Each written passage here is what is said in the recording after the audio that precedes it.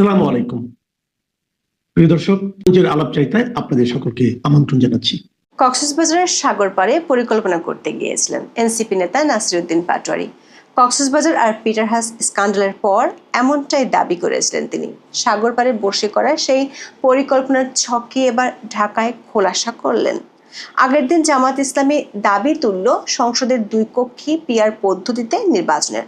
তার পরদিন পাটোয়ারি পরিষ্কার জানিয়ে দিলেন ফেব্রুয়ারিতে জাতীয় নির্বাচন হবে না। আর পাটোয়ারির দলের নেতারা আগের দিন বৈঠক করলেন মার্কিন ভারপ্রাপ্ত রাষ্ট্রদূতের সাথে। তার পরদিনই তাদের গলার সুর চওড়া হয়ে গেল কেন? আবার তারা যখন সুর চওড়া করলেন তখন মার্কিন রাষ্ট্রদূত বৈঠক করছেন অধ্যাপক আলী রিয়াজের সাথে। এত বৈঠকে কি ছক কষা হচ্ছে তার আলামত পাবেন নাসিরউদ্দিন পাটোয়ারির কথায়, যেখানে ডক্টর ইউনূসকে করতে হবে অসাধ্য সাধন, মৃত মানুষকে জীবিত করতে হবে, সাগর পাড়ের পরিকল্পনা, বিদেশিদের সাথে দফায় দফায় বৈঠক, অসম্ভব শর্ত জুড়ে দেওয়া, এই সব কিছুর সমীকরণ কি হবে? সে সমীকরণ খোলাসা করতে চলুন যাওয়া যাক বিশ্লেষণে।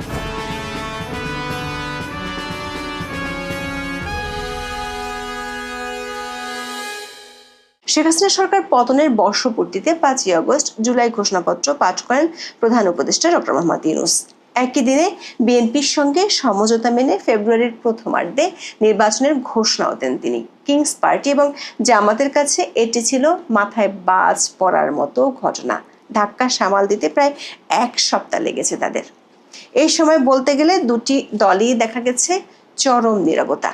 এনসিপি ও জামাতের বড় 2 অংশই মনে করছে ঘোষণাপত্র তৈরির শেষ পর্যায়ে কেবল বিএনপির ইচ্ছাকেই প্রাধান্য দিয়েছেন ডক্টর মোহাম্মদ ইউনূস। এমনকি বিএনপির দাবি মেনে তাড়াহুড়ো করে জাতীয় নির্বাচনের সময় ঘোষণা করা হয়েছে। বিশেষ করে এনসিপি নেতাদের একটি অংশের ধারণা তাদের প্রয়োজন ফুরিয়ে গেছে ডক্টর ইউনূসের কাছে। এতে তাদের জন্য তৈরি হয়েছে অস্তিত্বের সংকট। এনসিপির অভিমানী নেতাদের একাংশ জুলাই ঘোষণাপত্র পাঠের দিন উড়াল দেন কক্সবাজারে। সেখানে আমেরিকার সাবেক রাষ্ট্রদূত পিটারহাসের সঙ্গে তাদের বৈঠকের খবর ছড়ায় সংবাদ মাধ্যমে। এ নিয়ে লোক দেখানোর শোকজ নোটিশ দেওয়ার পর জানা যায় হাসনাত, সার্জিস, পাটোয়ারি সহ 5 নেতার কক্সবাজার মিশন সম্পর্কে দলের শীর্ষ নেতারা সবাই জানতেন। তাদের সম্মতিতেই জরুরি ভিত্তিতে সফরে যান এনসিপির প্রতিনিধিরা। তবে ঘটনা ফাঁস হয়ে যাওয়া এবং শোকজ নোটিশ এলোমেলো করে দেয় সবকিছু।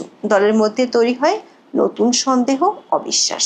শোকজের প্রেক্ষাপটে 7ই আগস্ট আবেগময় এক জবাব দেন এনসিপির মুখ্য সমন্বয়ক নাসিরউদ্দিন পাটোয়ারি। নিজের ফেসবুকে প্রকাশ করেন সেটি। সফরের উদ্দেশ্য যে শুধু ঘোরাঘুরি করাই ছিল না তা পরিষ্কার করেন পাটোয়ারি। দাবি করেন সাগরের পাড়ে বসে গভীরভাবে ভাবতে চেয়েছেন দল আর ভবিষ্যৎ গণপরিষদ এবং একটি নতুন গণতান্ত্রিক সংবিধানের রূপরেখা নিয়ে। দর্শক খেয়াল করে দেখুন, অধ্যাপক ইউনূস যেখানে ভোটের সময় ঘোষণা করেছেন সেখানে তার কিংস পার্টির নেতা চিন্তা করছেন গণপরিষদ নিয়ে। তার দাবি ইতিহাস কেবল মিটিংয়ে নয়, অনেক সময় নির্জন চিন্তার ঘরে বা সাগরের পাড়েও জন্ম নেয়। সেই চিন্তার কথা প্রকাশ করতে নাসিরউদ্দিন পাটোয়ারি খুব বেশি সময় নেননি। পরিষ্কার জানিয়ে দিলেন ফেব্রুয়ারিতে কোনো নির্বাচন হবে না। সে সময় নির্বাচন করতে চাইলে এমন এক শর্ত পূরণ করতে হবে যেটি আধুনিক চিকিৎসা বিজ্ঞানের পক্ষেও অসম্ভব। কারণ জুলাই আন্দোলনের সময় নিহতদের আবার জীবিত করে তুলতে হবে। অসম্ভবকে সম্ভব করাই অনন্ত জলিলের কাজ, এমন একটি কথা বাংলাদেশে বহুদিন ধরে প্রচলিত। তবে সেটি কেবল সিনেমায় সম্ভব, বাস্তবে মৃত মানুষকে জীবিত করার উদাহরণ নেই গোটা পৃথিবীতে।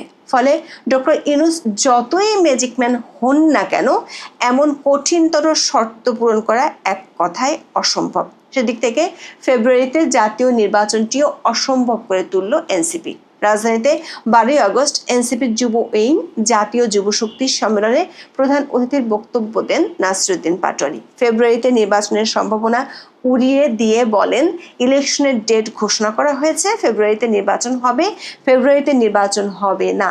এই সময় উচ্চস্বরের চিৎকার ও হাততালি দিয়ে পাটোয়ারির বক্তব্যকে সমর্থন জানান কিংস পার্টির নেতাকর্মীরা। পাটোয়ারি যখন এই বক্তব্য দিচ্ছিলেন সে সময় মঞ্চের সামনে বসেছিলেন বিএনপি নেতা শহীদউদ্দিন চৌধুরী অ্যানি। দর্শক খেয়াল করে দেখুন, কক্সবাজার স্ক্যান্ডালের পর এনসিপি নেতারা বেশ চুপসে গিয়েছিল। কিন্তু 12ই আগস্ট একযোগে এনসিপির সব সিনিয়র পদাধিকারী নেতারা কথা বলেছেন। ঠিক তার একদিন আগেই এনসিপি নেতারা কাদের সাথে মিটিং করলেন? তারা মিটিং করেছেন বাংলাদেশে নিযুক্ত মার্কিন ভারপ্রাপ্ত রাষ্ট্রদূত ট্রেসিয়ান জ্যাকবসনের সাথে। আরও মিটিং করেছিলেন অস্ট্রেলিয়ান হাই কমিশনারের সাথে। তার পরপরই হঠাৎ করে এনসিপি নেতাদের গলার সুর আবার চড়াও হয়ে গেল। এনসিপি নেতাদের সাথে বৈঠকের পরদিনে মার্কিন ভারপ্রাপ্ত রাষ্ট্রদূত বৈঠক করলেন জাতীয় ঐকমত্য কমিশনের সহসভাপতি অধ্যাপক আলী রিয়াজের সাথে। সরকারি নির্বাচন নিয়ে ঝেড়ে কাঁসাটা ঝুলে আছে সংস্কারের উপর। সেই সংস্কারের দেখভাল করছেন ডক্টর আলী রিয়াজ। এনসিপি চায় না সংস্কার ছাড়া নির্বাচন। সবগুলো সূত্রে একসাথে গাঁথলে কি দাঁড়ায়? এটাই, ঝুলে যাবে সংস্কার, তাতে ঝুলবে নির্বাচন। ডক্টর ইউনূসের ম্যাজিক ম্যান হতে হবে না, মৃত মানুষকে ফিরিয়ে আনার জন্য অনন্ত জলিলের মতো সিনেমার নায়কও হতে হবে না। খেলবেন অধ্যাপক আলী রিয়াজ পর্দার আড়ালে। মাঠে খেলবে এনসিপি ও জামাত। তাতে অবশ্য এনসিপি প্রতিপক্ষ মনে করছে মিডিয়াকে। সাথে নাকশ সেনা গোয়েন্দা সংস্থার উপরেও। নাসিরুদ্দিন পাটোয়ারি দুটো কি দেখে নেয়ার হুমকি দিয়েছেন। ডিজিএফআইয়ের উদ্দেশ্যে বলেছেন তারা আয়না ঘর কেন, ডিজিএফআইয়ের হেডকোয়ার্টারও ভেঙে দেবেন, যথেষ্ট সহ্য করেছেন। বাংলাদেশে যদি ডিজিএফআই থাকতে হয় অবশ্যই এটার সংস্কার করতে হবে। দর্শক, এনসিপি যে শর্ত দিয়েছে তাতে মৃতের জীবন ফিরিয়ে দেওয়ার উপায় আবিষ্কার করা ছাড়া ফেব্রুয়ারিতে নির্বাচন করা সম্ভব নয়। অথবা এ সময়ের মধ্যেই তাদের মন মতো বদলে ফেলতে হবে সংবিধান, অর্থাৎ প্রতিষ্ঠা করতে হবে বিপ্লবী সরকার এবং তারপর দিতে হবে গণভোট। আর সে ধরনের সরকার গঠিত হয়ে গেলে এবং নতুন সংবিধান প্রণয়ন হলে ফেব্রুয়ারিতে নির্বাচনের প্রয়োজনই আর থাকবে না। ফলে বোঝাই যাচ্ছে বিএনপি যে ভোটের আশায় বসে আছে তা মরীচিকা ছাড়া আর কিছুই নাই। সাগর তটের ঢেউয়ের ধাক্কায় ভেসে যেতে চলেছে লন্ডন সমঝোতার রূপরেখা। ফেব্রুয়ারিতে নির্বাচনের বিরুদ্ধে জামাতকেও পাশে পাচ্ছে এনসিপি। তবে জামাত নেতারাও নিচ্ছেন কৌশলের আশ্রয়। সরাসরি নির্বাচনের বিরুদ্ধে বক্তব্য না দিলেও তাদের শর্তেও পরিষ্কার, আপাতত ভোটের পথে যেতে চায় না তারা। জুলাই জাতীয় ঘোষণাপত্র ও জুলাই জাতীয় সনদের আইনগত স্বীকৃতি এবং এই সনদের ভিত্তিতে আগামী জাতীয় নির্বাচন আয়োজনের দাবিতে বিক্ষোভ কর্মসূচির ঘোষণা করেছে জামাত। রাজধানীতে 13ই আগস্ট মিছিল করবে তারা। এর আগে 11ই আগস্ট জামাতের নায়েবে আমির সৈয়দ আব্দুল্লাহ মোহাম্মদ তাহের সংসদের উচ্চকক্ষ ও নিম্নকক্ষে পিআর পদ্ধতিতে ভোটের দাবিতে আন্দোলনে নামার ঘোষণা দেন। জামাতের আরেক নেতা শফিকুল ইসলাম মাসুদ 12ই আগস্ট একই দাবি জানান। এনসিপির পাটোয়ারির মতোই তিনি বলেছেন, লেভেল প্লেইং ফিল্ড, বিচার ও সংস্কার ছাড়া নির্বাচন হবে না। শুধু রাষ্ট্রে নয়, রাজনৈতিক দলের শর্ত হাজির করেন মাসুদ। তার দাবি পূরণ করতে হলে সংবিধান সংস্কার করলেও হবে না, বিএনপিকেও ঢেলে সাজাতে হবে। জামাত এবং এনসিপির কথা থেকে বোঝা যাচ্ছে নির্বাচন চাইতে গিয়ে এবার দল নিয়ে টানাটানির মুখে পড়েছে বিএনপি।